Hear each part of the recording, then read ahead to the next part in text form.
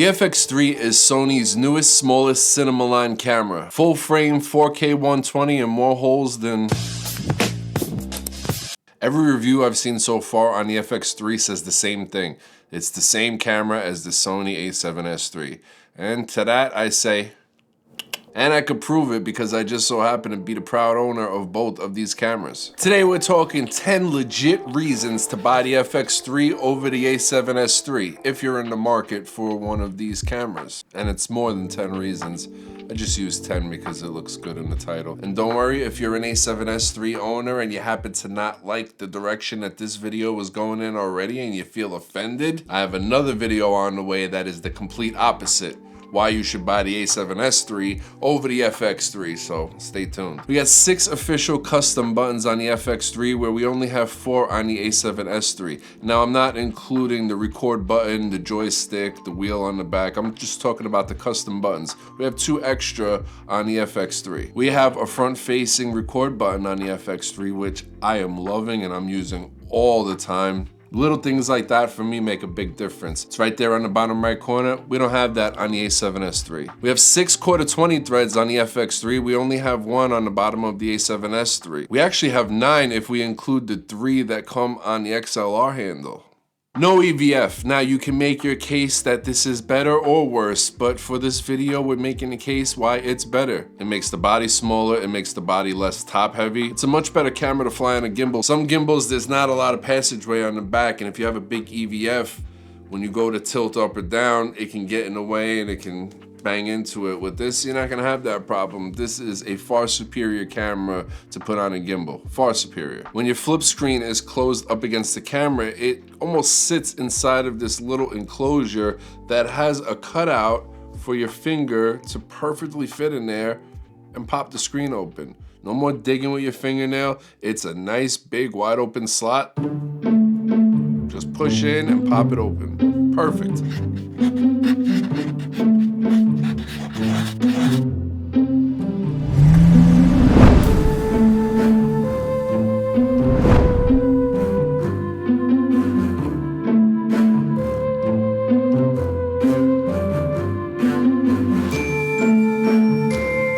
I actually happen to think that the FX3 is a better camera for vlogging as well. Think about it, you got no EVF, so you have a smaller frame, which makes you more inconspicuous. Your microphone doesn't sit as high because of that big 2 to 3 inch EVF sitting on top of your body. Is it hailing? It's hailing? Is this hail? Oh my goodness gracious. I'm just gonna go with it. Let's go with it. I hope none of these hail chips get inside these fan vents. So it's a smaller body. It's right about the exact same weight. I mean, these things feel virtually identical when it comes to weight, especially when you hold them both of them in each hand at the same time. You can't feel a difference. I was sitting there for like 2-3 minutes. I'm like, I really can't tell. I have no clue which one feels heavier. The Sony FX3 comes with an amazing XLR handle in the box that connects wirelessly through Sony's multi-interface shoe.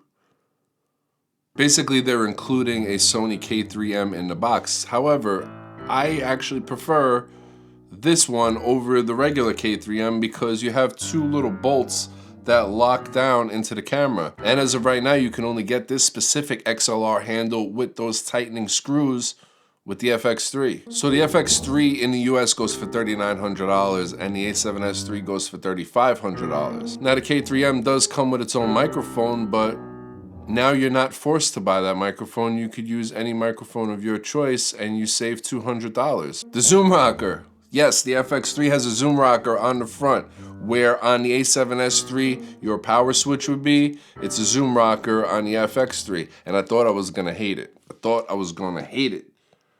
I don't hate it. At first I was like, I don't know about this thing. I don't know if I want this zoom rocker always there. But for instance, right now we're on the 20mm f1.8. If I see something that I wanna get close to, I gotta physically run up to it. I have no advantages. Now, on all Sony cameras, typically you have clear image zoom. But when you don't have a zoom rocker, you have to hit a button first to kind of activate it, and then kind of oddly zoom in with your wheel on the back. This is so much different. It's always there. It's always ready to rock. I mean, it's right here. Tight, wide, tight, wide right on the front, and it fits perfectly with your grip, so when you're aiming at something else, it's right there at the top. I love the zoom rocker. When I'm using my prime lenses, the 24 f1.4, which is what you're looking at right now, I have the 20 f1.8. I'm normally stuck with whatever focal length I'm at because it's a prime lens, it's not a zoom lens. But you have the zoom rocker on there, and even with a prime lens, you can set it to use clear image zoom, so you can punch in a little bit. Look, I'll show you right now. You ready? Let's punch in. Look at that. This is the 24 f1.4. Now we're at like what? 35? And it's a smooth zoom. You can go as slow as you want. Look at that. Is that not wonderful? Right there on the front. You can't get a better version of clear image zoom than on the FX3 with that little zoom rocker. It's great. Another thing that doesn't really have to do with vlogging, but I'm thinking of it right now, the doors. The doors to all the ports on this camera. The a7s III doors were spectacular. These are better. They're even better. And I know that's small, that's nitpicking, that's kind of a reach, but it's really not. When you open and close these doors every day, when you use a camera and all these little features like the grip being great, like button placement, little tiny things make a difference when you're using something every single day. It's really coming down out here. Let's make our way back. No cage necessary. Right now I have a cage on my Sony a7s III. When I'm in the studio, I like to keep a cage on it. When I'm outdoors, it's a different story, but in the studio, I like to have a cage on it. But with the FX3, I could shoot vertical if I want.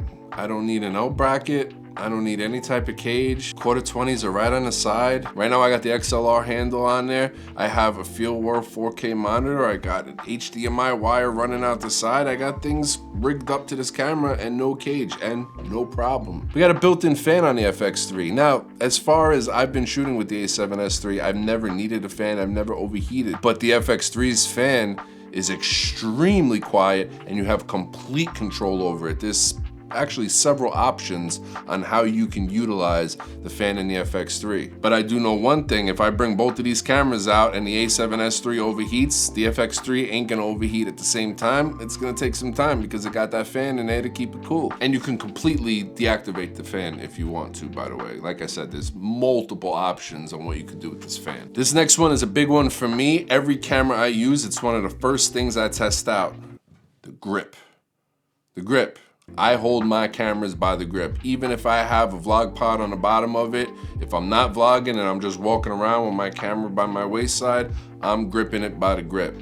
And this camera has the best grip of any camera that I've ever personally used or owned. It's extremely deep and it's extremely pleasing to hold. The a7s III was good, the EOS R was very good, the FX3, the best I've ever used. And last up, tally lights. We have tally lights up the wazoo. Sony wants you to know, on this camera particularly, when you are recording. We have a tally box around the flip screen. We have a tally light above the Alpha A. The record button on the top, which is beautiful, big and red, has a big bright red tally light on it. And we have a nice little red tally light strip on the back of the camera that runs across the top and it looks great. And we don't have any of that on the Sony a7s III. I think I made some pretty good points here today. These were not reaches. These were all creditable, legitimate reasons to pick up the FX3 over the Sony a7s III. In all honesty, for me, I'm completely loving my experience with the FX3 so far. And if I had to give up one of these cameras, I would give up the a7s III. I don't know. I'm babbling on. FX3, I love it. I'll see you guys next time. Yeah. We still got the rhythm, put the cash inside the bag. Gotta learn to beat the system, gotta turn the tide around. And everybody's searching for a nice piece of that pie. To the billionaires and the trillionaires, I'm gonna take what's mine.